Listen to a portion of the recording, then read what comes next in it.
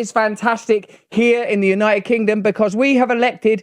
Well, no, we haven't elected. Someone has elected Rishi Sunak. In our country, we just put a new Prime Minister in. No one tells you what, you just informed in the morning. It's another one now. Who's Prime Minister this morning? What day? I don't know. What day is it? Thursday. Oh, it must be this guy. Today it's Rishi Sunak. Now, Rishi Sunak ran as recently as 6 weeks ago against Liz Truss. She's known as the pound murderer, the Queen Slayer. Now, even after being elected a matter of 6 weeks ago, he's the guy that's the cream of the crop. He rises to the top.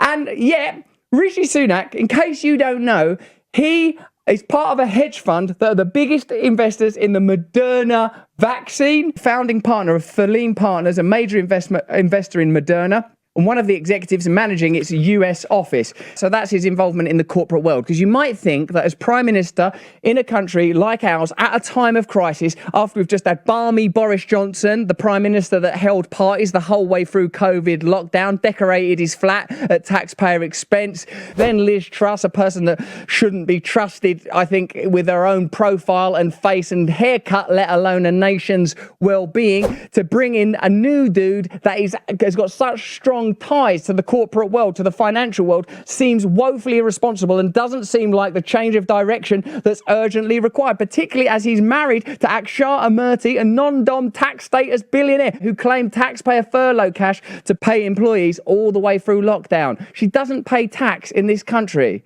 Right, yes. That doesn't seem right, does it? The Prime Minister's wife doesn't pay tax in this country. Why should I pay tax in this country then? Why should you pay tax? She's not registered here, Russ. She's not registered. So you need to not be... She's a non-domicile, isn't she? So where's she domiciling? I'm not sure where, but it's somewhere, probably one of those islands where you don't pay tax. one of them islands that when you go there, it's just filing cabinets full of lies. And in the sand.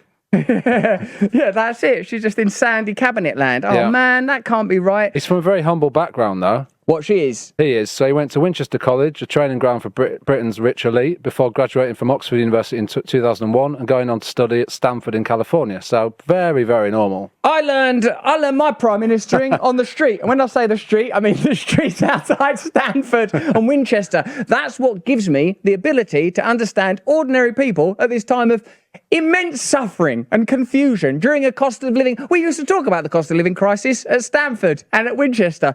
And sometimes I could hardly afford a crumpet. Sometimes I was down to 3 nannies down in Winchester. Throw the last nanny on the fire. It's a cost of living crisis. Let's have a look at Rishi Sunak. Shall we look at him while he's at university? Yeah. All right, look, this is what I will say for Rishi Sunak. He's handsome.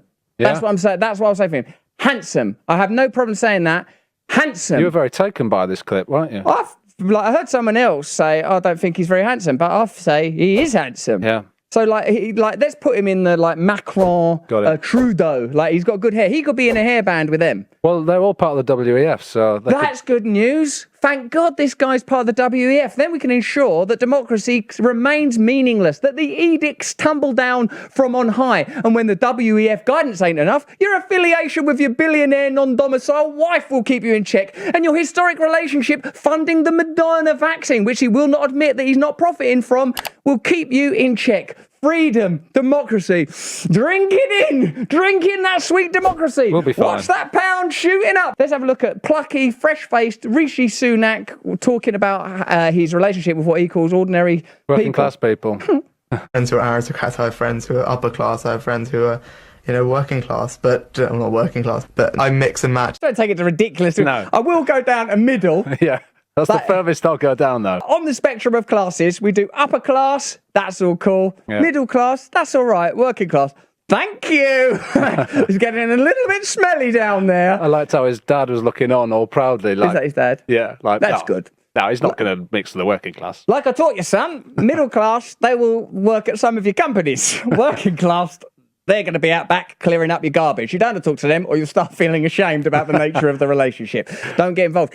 Here is Rishi Sunak now showing you how normal he is at a gas station. And this must have been set up by the mainstream media because he can actually get some gas. He can fortunately afford it because he got that Moderna money, baby. Allegedly. Will put billions of pounds back in the pockets of hard-working British. I love it. Look at that. That is the hard-working British working class. A geezer in a crash helmet. Ah! Look, whenever, like, don't you like that? Isn't that one of your most favourite things in the world? To see people in the background of a news report, whether it's that bloke in a hurricane casually walking to his car while someone sort of does something that looks like it's a French mime in a gale, or just the classic, "Hey, what's he saying? Give us some money for a beer." Is that what he means? It does look like it. Hard-working British families.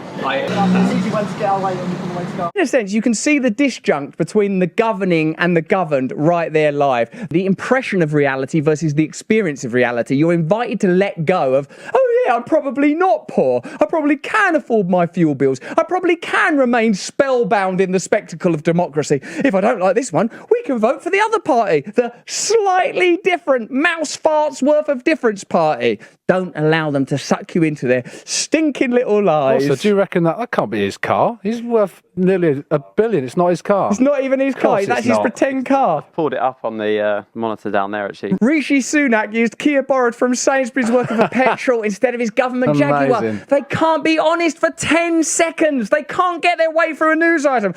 Do you know what's not going to make me look like an everyman? That's putting fuel into my gas-guzzling Jaguar, no longer British, by the way. Could I borrow your car? Just remember, I'm not going to get in it. It stinks of poverty and Pringles in there. I can smell your poverty food. That's because I've been living on tins of soup. I don't need the details. I just need to borrow your car to look normal for a second. Tell you what, you can keep the petrol after I'm done. Okay, I want a bit of money. Actually, there is a little technique where I can put a straw into that. We can suck that fuel back out. The same way what we do is we suck taxpayer money out of your pockets and we give it to big business. Like the big businesses that I truly represent, because I'm literally a hedge funder who has a billionaire non-domicile wife. So you can see that's how deeply entrenched in the British working class I am. But he's still not finished pretending to be normal. Perfect. I've got the petrol and the number 3. Yeah, no, he don't even know what those things know are, what that does he? I've got this. I've got my, who's this little guy? This is more emergency petrol, brain petrol this is. And then I've got this little box of triangles. What's this screen all about? What's this for? Why is that? Why is that? You're worried about being coughed on? Why? I tell you what, I'll give the triangle box to my nanny or to my butler. Number 3 should be 30 quid and a penny. Can you scan them for me? Yeah. Oh, you also yeah. Your fingers over the boat. That's over. It's a Twix, the good value chocolate, isn't it? He doesn't know what to scan. A Twix, 2 for 1. The delicious Twix. Why buy 1 bar of chocolate when you can buy 2? This is him sort of trying to cash in on his credentials as a financially astute person. And now I'll just carry out the everyday action of the old scanning. I'll just take my Wobbleroo and put that straight on my triangle box. And there you go, a perfectly happy transaction. Now back into my Kia to drive back to my scum pit that I can't afford to heat anymore. So there you have it. Rishi Sunak, man of the people, talking to a people, only to borrow a people's car to pretend to be normal for 10 minutes for a news item. But the truth of the matter is that this is a representative of the elite. And don't start getting all jazzed up about voting for the other party. They're almost exactly the same. They might give a little pipsqueak fart amount more to National Health Service or whatever, but you ain't getting an election yet anyway. So I'm just trying to preempt. I'm just trying to stop you from going, should we vote for the other one then? Even if there's a brief moment where someone in the political sphere has the stones to say, I'm going to represent ordinary people, which means prioritising working, middle class, ordinary people ahead of corporate interests. You're not going to get this from a man who has to drive a pretend car to stop people not lynching him. I'm not suggesting that this is a time for violent uprising. I'm suggesting this is a time for due cynicism when it comes to the aesthetics of the political class. It's gone too far. Do you think it's gone too far? Wherever you are in the world, you are part of a global community now.